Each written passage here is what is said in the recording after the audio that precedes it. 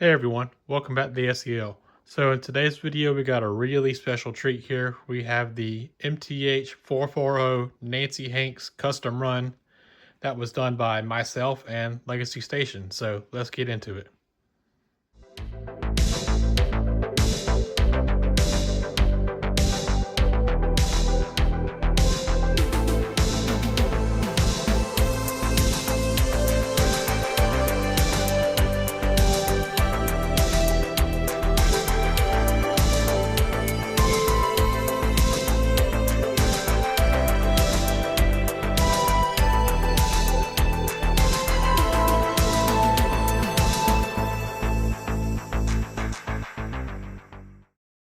Now, before we get started here, I do want to make sure I personally thank Alan Tootin, who is the president of the Central Georgia Railway Historical Society.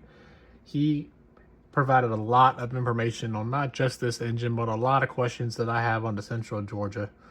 And if you have any questions that you want to ask about the Central Georgia, I will make sure I include a link to the society down below in the description. And I also used a lot of information that I learned, not just from Alan, but from the other materials that they provide on the website. So thanks so much to the society and Alan for all the information that you provide, not just for this engine, but for all the other questions that I ask y'all quite often. So yes, as I just said, I am partially responsible for this custom run, as well as all the great people at Legacy Station. And I remember sending Brian an email right pretty quick after these were announced around, I think it was this time last year, because that was right when I was starting my crusade of getting as many Central Georgia engines in my collection, whether it was one that was already made or one that has yet to have been made. So when these were announced, I thought surely the Central Georgia had a version of these that I could get as close as I possibly could to.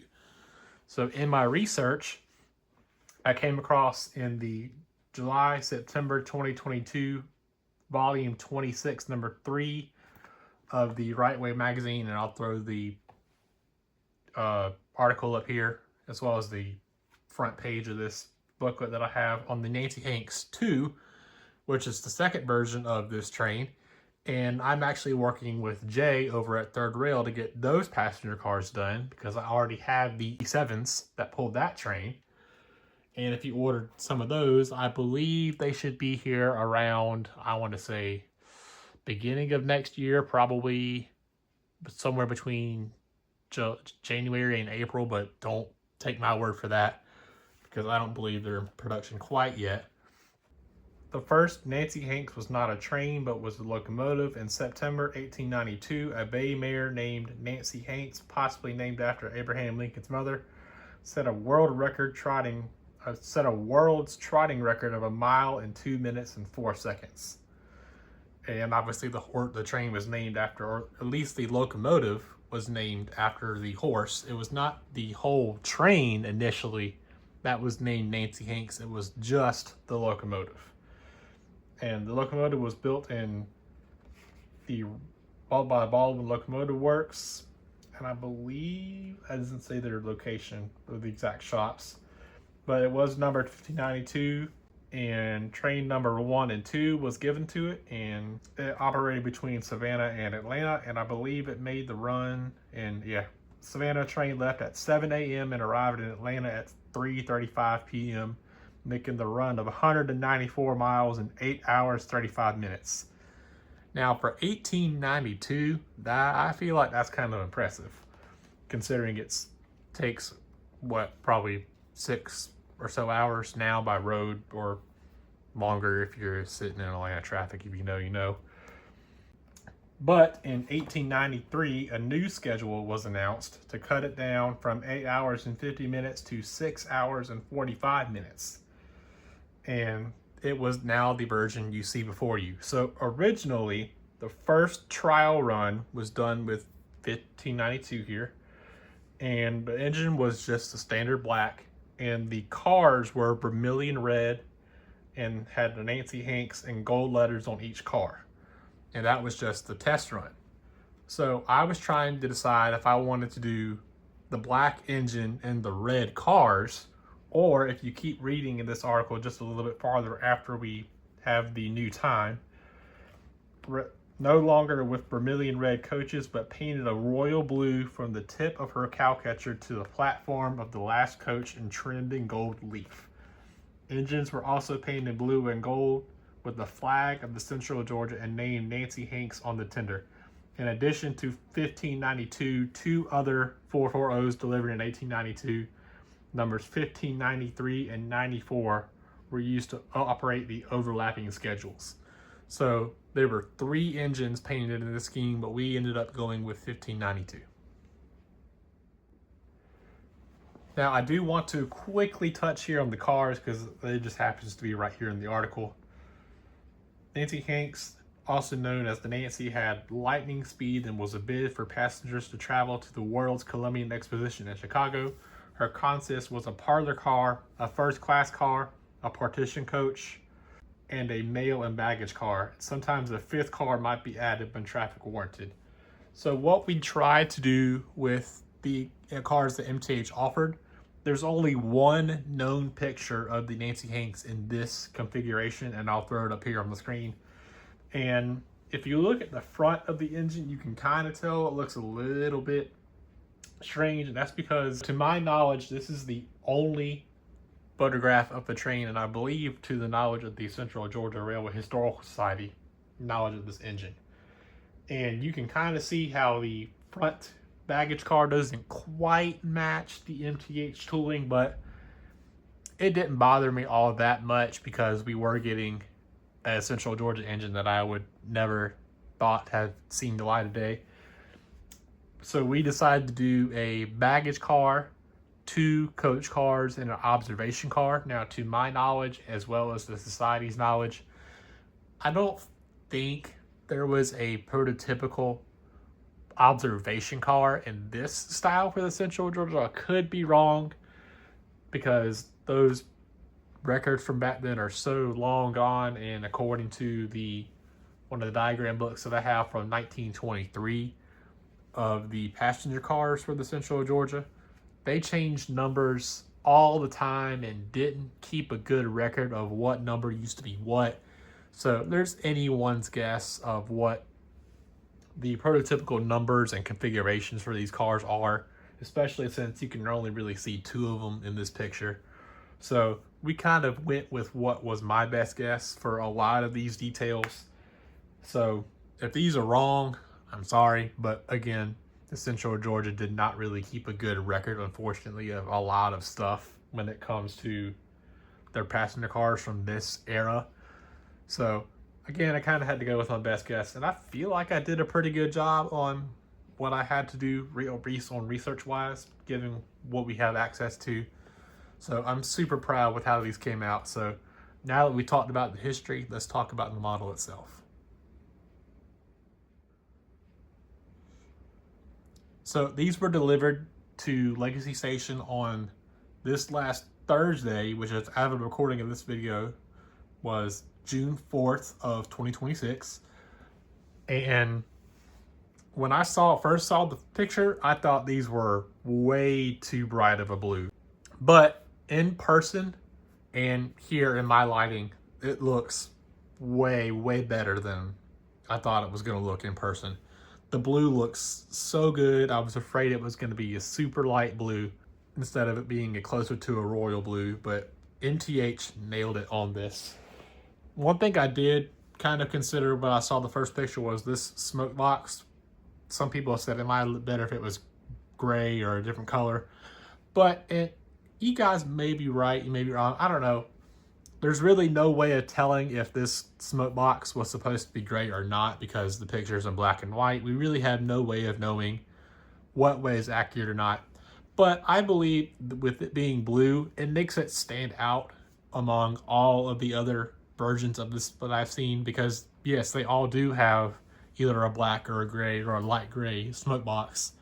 So this is the only one, to my knowledge, that's all one single color that's not black. So it kind of gives it a little bit of a, I don't know, it makes it stand out among the other engines as well as the other custom runs. And yeah, here's a closer look here at the sides here. And you'll notice that this one actually does have a Baldwin builder's plate. And when I was going back and forth with the Legacy Station on these, I'm glad I caught it, because the version they sent me first was the final version that they were getting ready to send to MTH to get them made. And it had the wrong kind of builder's plate. I believe it was a Lima builder's plate, because the one we were using for a reference point, or as far as the, I guess the original render that we used as a starting point, had a Lima plate.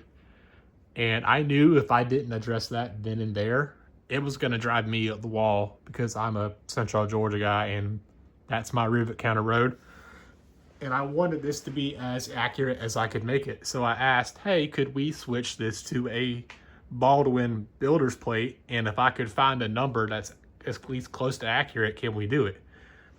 So I dug and dug and dug in my reference books and things like that. And again, the range of the engines that this belonged to was not accounted for. Now, I believe 1580, one of the 1580s was accounted for.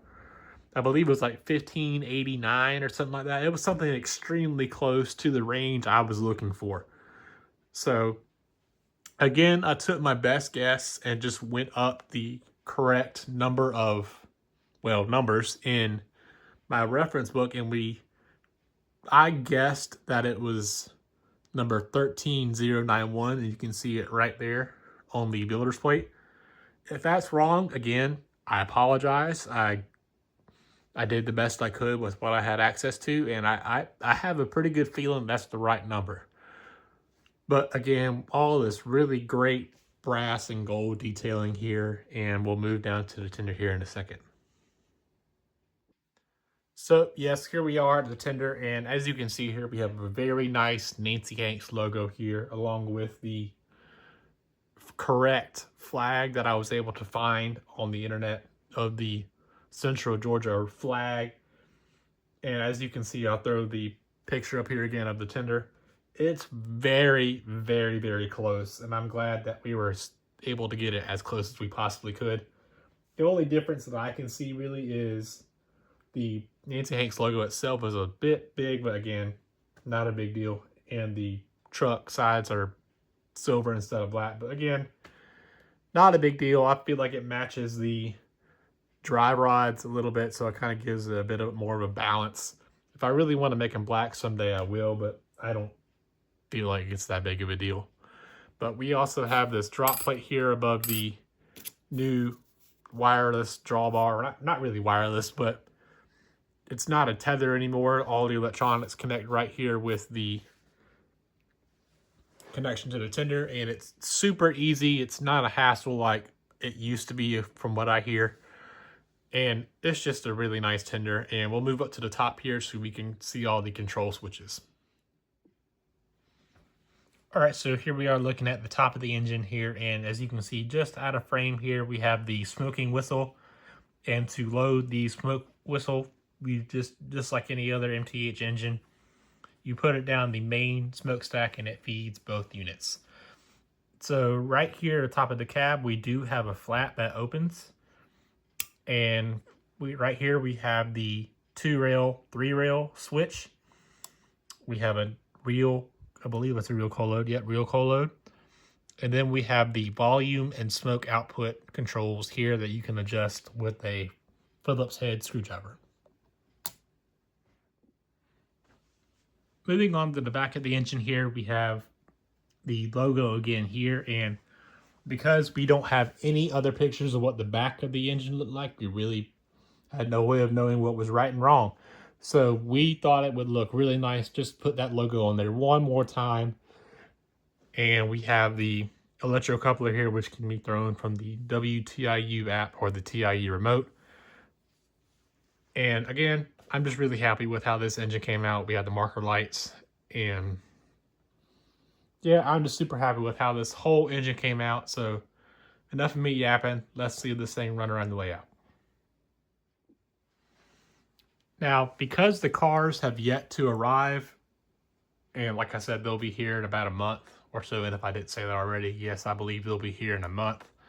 According to Bradley, the reason they were delayed was because it was the new tooling and they wanted to make sure they were all exactly right before they were sent out. So I would rather the tooling be right and be a month or two late rather than being delivered on time and it be a subpar product.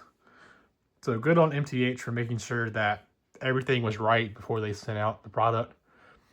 But because we don't have them yet, what am I going to run it with? I went back and forth between doing my SCL cars and doing the Georgia 300 that you see behind it.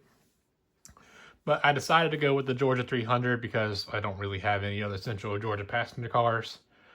And the Georgia 300 Blue matched the engine a little bit better than my custom passenger cars did. So with all that being said, I'm going to do the extended startup sequence here on the 1592.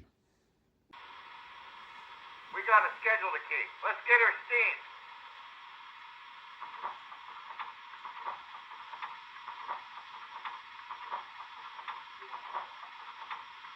Check on that water level, will you?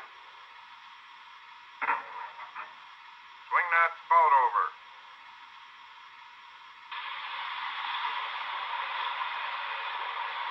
Okay, that's enough.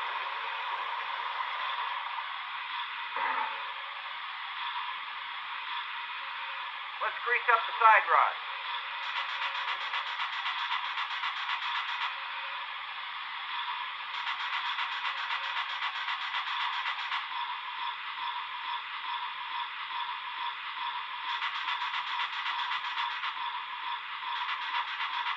Looks good. Plenty of steam.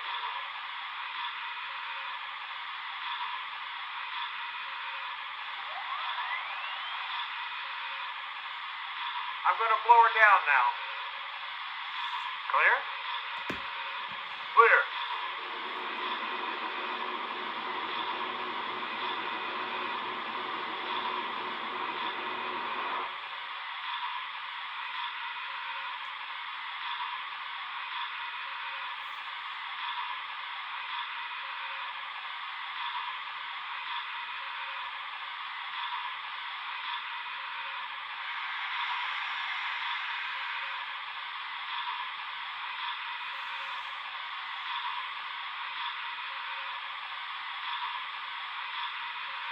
Now, while it's sitting here, I'm going to do a couple of the idle sequence sounds. Okay, shut it off. Well, that's probably one of them right there. So here's sequence number one. Let's grease up the side rod.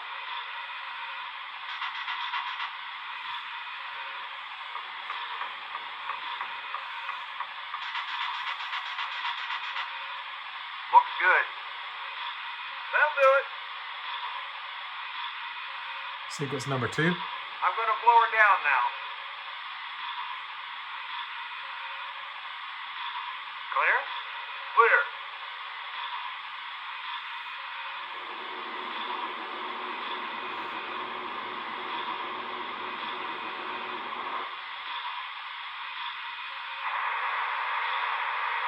Number three. Turn on the injector.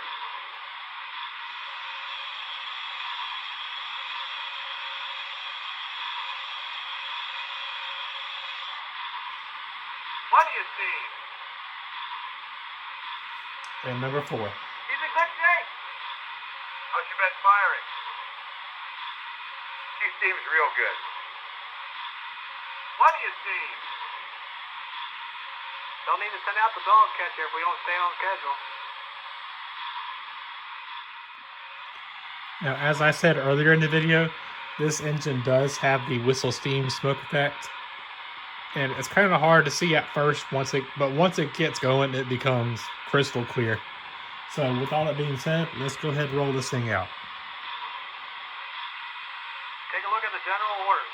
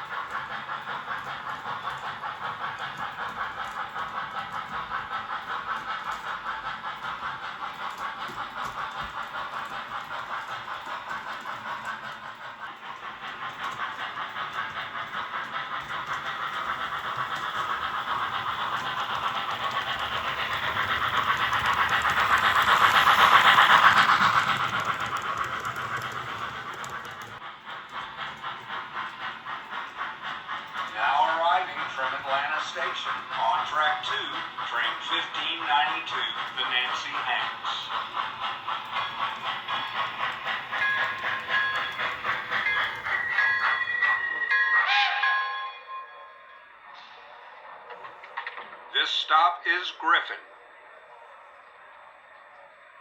Watch your step. Have a nice day. Thank you.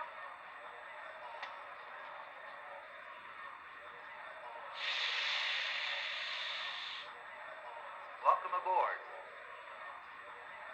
Ticketed passengers only. Let me help you with your baggage.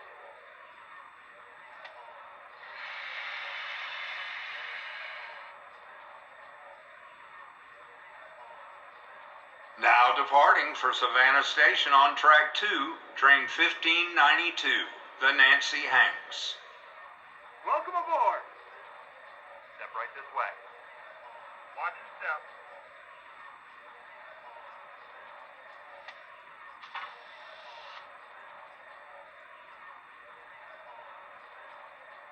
All aboard.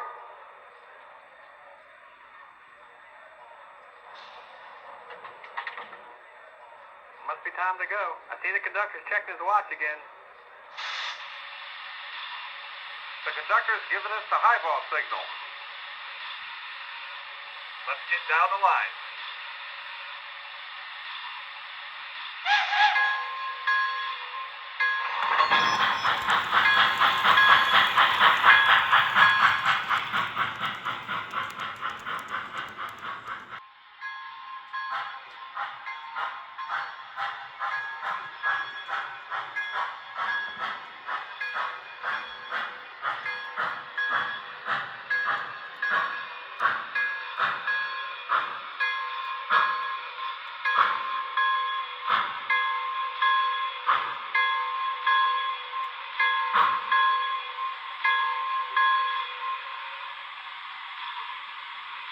Okay, shut it off.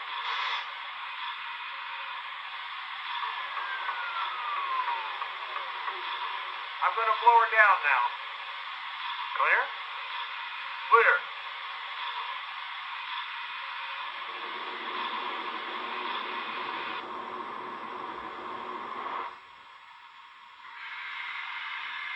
Take care. See you soon.